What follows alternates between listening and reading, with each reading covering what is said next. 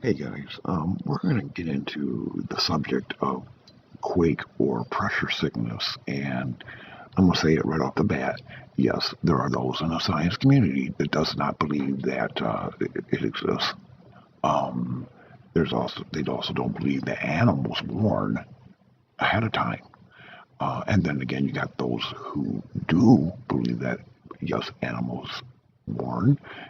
Yes, people can have quake sickness.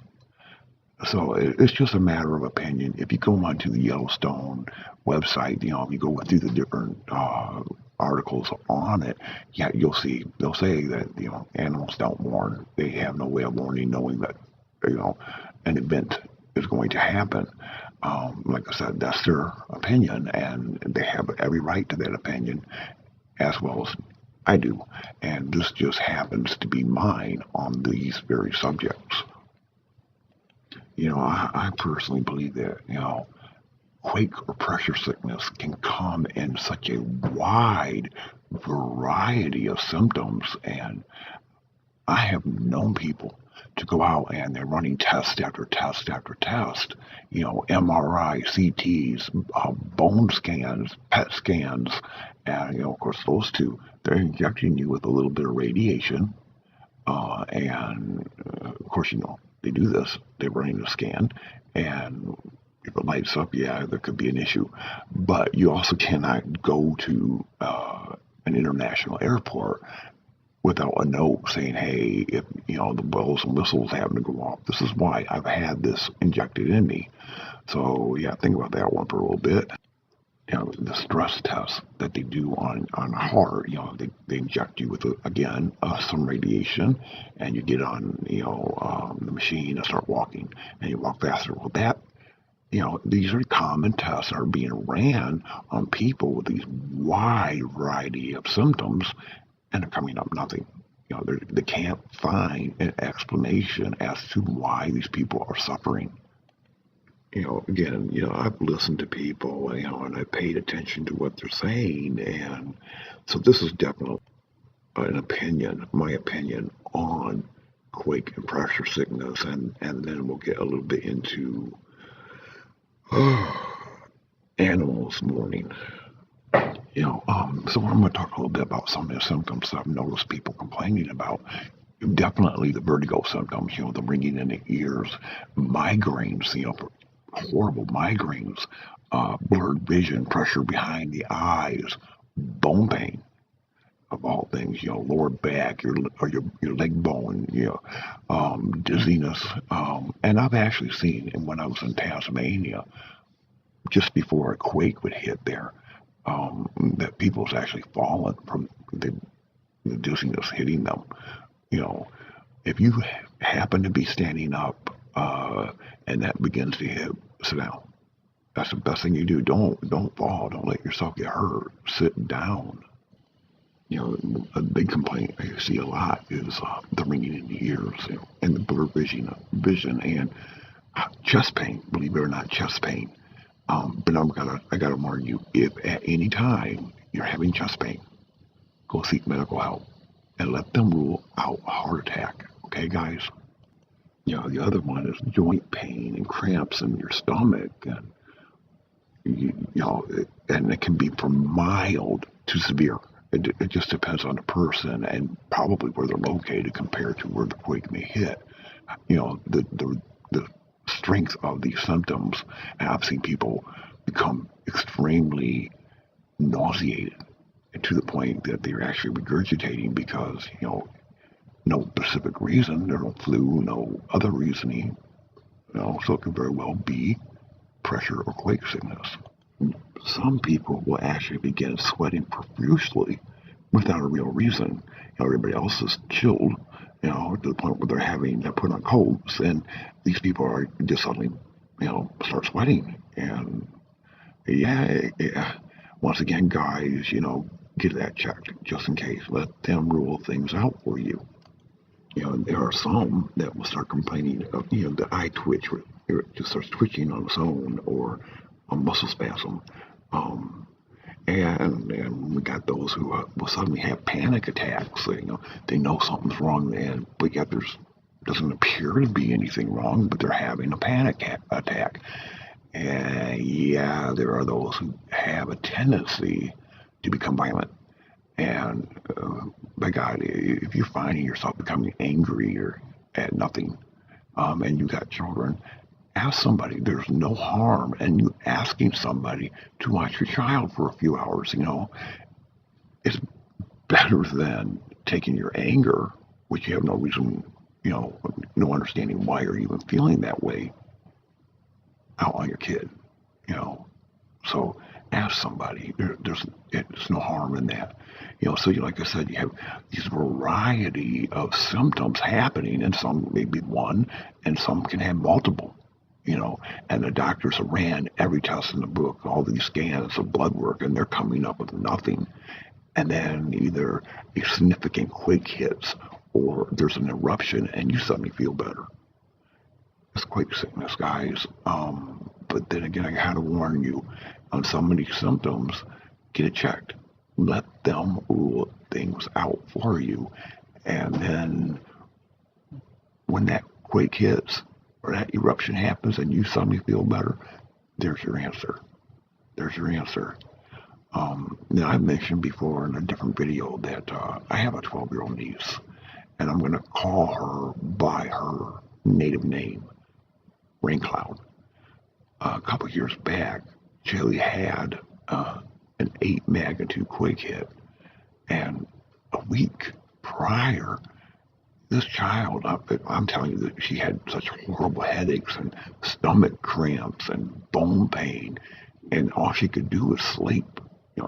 She missed that week of school because of this. And yeah, they ran tests, and they're still running some tests on her because it happens periodically.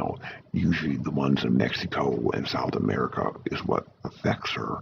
And I have no reason. I don't know why. It's just one of those things for this child.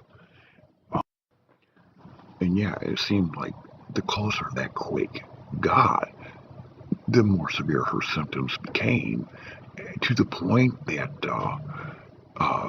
she spiked a fever. And before my sister could give little Rain Cloud, the fever medication, there was 4 loud sonic booms, and it appeared to her that it was coming from north, south, east, and west. Then soon after that quake hit, and her fever was gone. Every one of her symptoms disappeared. And she was up running around, like nothing had happened to her. So do I believe that pressure or quake sickness, depends on how you want to word that, is this? Oh yeah, because I've seen it, I've listened to people, I've paid attention. The other thing I'm going to tell you that my sister noticed just before the Chile quakes or the Mexico quakes had hit,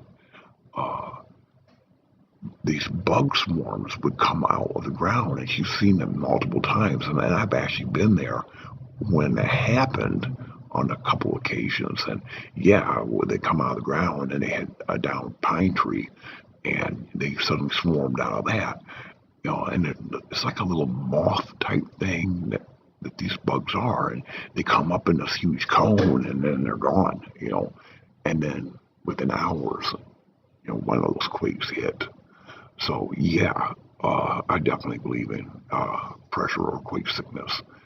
Now we're going to talk a little bit about animals, and I'm going to go with the people that I've been paying attention to and listening to. They're talking about their dogs or their cats, and they suddenly become very needy or extremely whiny. Some just stop eating, and this can be up to a week to 2 weeks that these animals are acting like this.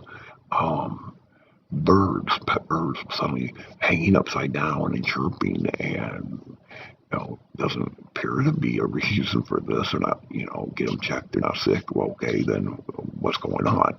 Well, and the closer these quakes seem to get, these animals, like my sister's dog, would get up and start pacing and whining, and he just wouldn't settle. I mean, just won't settle down. And pop, there goes that quake or a significant eruption, and he's calmed down. So yeah, I believe animals mourn. I mean, a few years back, you had the bison, wandering out of the Yellowstone. Well, of course, now you got to get the choppers and the four-wheelers out and put them back in there. And then I can't remember, it was a 4.8 or something like that that hit Yellowstone. Well, there's that reason, they sensed it and wanted to get away from it. But in a recent article, and from Texas, it was on a news article. They were talking about bears migrating from Arkansas, Missouri area down to Texas. And then of course you had these people commenting about, quit making people be afraid because they're going to kill them. Well, okay, yeah, it's a bear, and bears do what bears do, but there's a reason. I'm telling you that I don't know what that reason is. Don't think that I'm trying to say that I do, because I don't. But there's a reason why those bears are leaving the Arkansas, Missouri area. It could be becoming a quake. I don't know. But they left for a reason. And personally, I would be watching those animals and seeing where they're going, because it might be a good idea to follow. You know what I mean? If you got animals leaving or they're running out of an area, well, does that mean you want to go and find out, let's go where they came from? No, I'm personally going to turn around and follow that animal, because once again, in many points and purposes, animals are smarter than human. You get the beaching of the whales and the dolphins prior and up to 2 weeks prior to a significant event. The warning, that's a warning. So, yeah, I definitely believe that humans, we get the quake or pressure sickness, and animals sense it. You'll find the birds, wild birds suddenly start chirping in such a way that, it does sound like a warning. Well, chances are it is a warning. Pay attention. They're doing this for a reason. When they're leaving an area, they're doing it for a reason.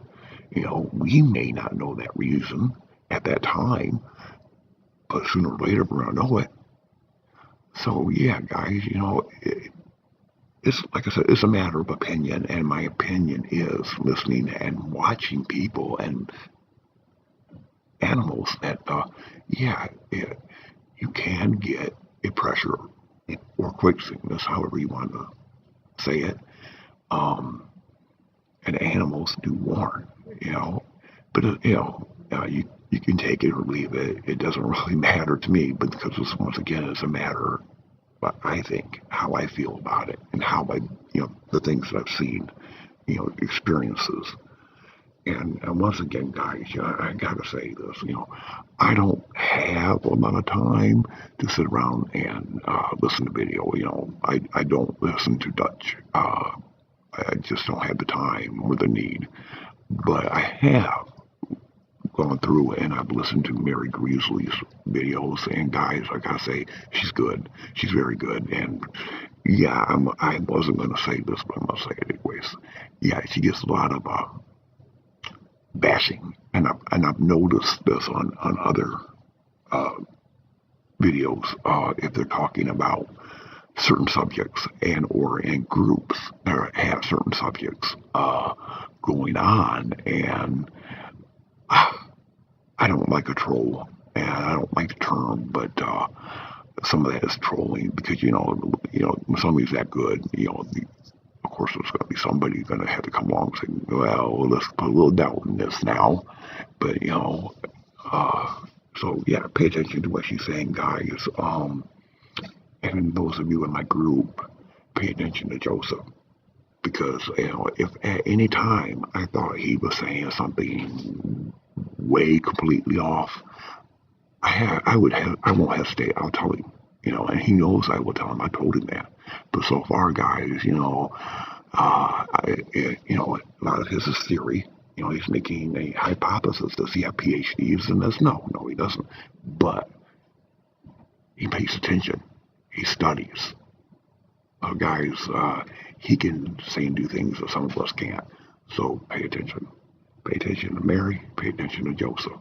As for, later on, maybe when my schedules aren't so hectic and I'm not having to run so many different, how to put it, on hop. That's my best way to put that. Whew, how about those Packers? Um, yeah. So yeah, and I'm not having to keep doing different theories and numbers and trying to get this stuff all put together. Yeah, maybe I have time to sit down and listen more and form my own opinion on certain uh, people who are putting videos out there. But I have paid attention to Mary Greasley, and guys, she's really good. She's really good, and I honestly believe if she's one of them too. That if she ever thought that we were getting to that point that someone will go, she'll say it and pay attention to that. You know, as far as the Cascadia goes, uh, once again, my crystal ball broke, so I can't tell you when. But yeah, it will in time. I don't believe it's 50 years down the road, and I have very good reasons for that. But once again, guys, pay attention. Don't panic. Just be prepared. Anything can happen in life, and you may need to be prepared. You may need your supplies. So, hey, it doesn't hurt. Especially if you're living in an area that, a coastal area, and you got the hurricanes or other big storms, it doesn't hurt to have that stuff handy. And, okay, guys, I'm going to say this, anytime that you're feeling a certain way or you have a theory, or an article comes up and you want to question it, you can come to me. I'm there for you guys. No matter what it is, and I had one say, I have a bunch of theories, but you probably laugh at me. No, I won't. No, I won't. That's what a science is. It's a theory, a hypothesis. So, you can come to me. I would definitely am not going to laugh. Um, just don't hand me the lady issues, okay, guys. Anyway, uh, your family, blood or not, your family, and and if I can't give you a definitive answer, I am definitely going to go find the answer for you if one exists. So, don't hesitate, guys, And like I said, this is the reason why that group, the volcano group is set up in the private, because there are things I'm not going to allow. And that bashing is one of them. Everybody has a right to their opinion. Everybody, just growing up enough, you don't like what that person says or does, move on with it. There's no reason to be an asshole. Um, and like I said, you've seen it. You guys seen it. Anybody in my group seen that? That happens. They're gone. It's an automatic block because I'm not going to tolerate that. I don't have time for it. I don't have need for it. Yeah. So, but like I said, guys, pay attention to Mary Greasley because she's good. She's really good. Very accurate on a lot of the things that she's saying, and pay attention to Joseph, guys, because once again, neither one of them may have a PhD in volcanology or seismology or geology, but they pay attention and they study and they're learning. So yeah, guys, pay attention to them. Anyways, I have to go. It's time for me to do my thing. Y'all take care. Cheers. Eyes open.